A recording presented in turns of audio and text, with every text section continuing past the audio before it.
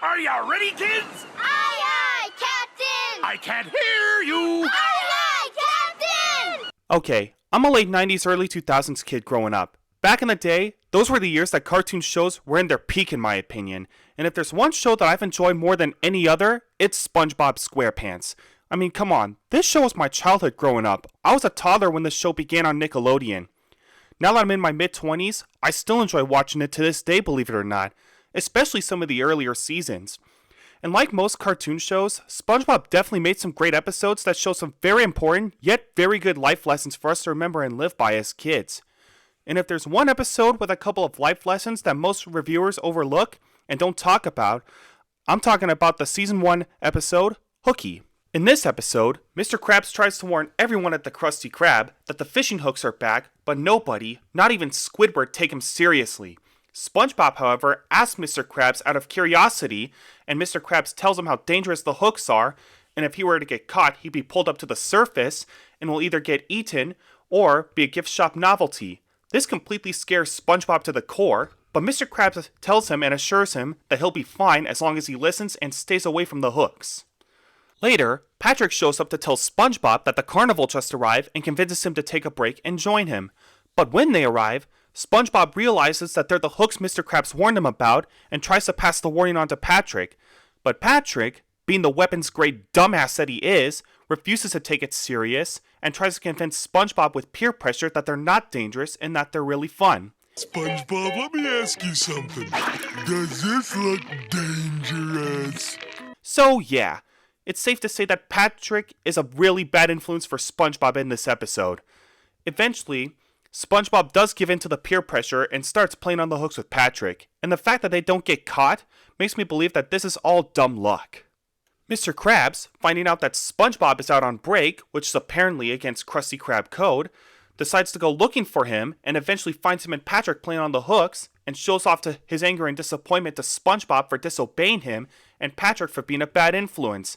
He then scares them both even harder by saying they'll get turned into tuna meat as well as get mixed together with mayo and force them to make a sailor's promise to stay away from the hooks. Mother of Pearl! Fire on the poop deck! Ah! Mother of Pearl! Fire on the poop deck! However, the following day, while SpongeBob wants to prove his loyalty to Mr. Krabs, Patrick breaks his promise, no surprise there, and wants SpongeBob to come play hooky instead and says this about Mr. Krabs.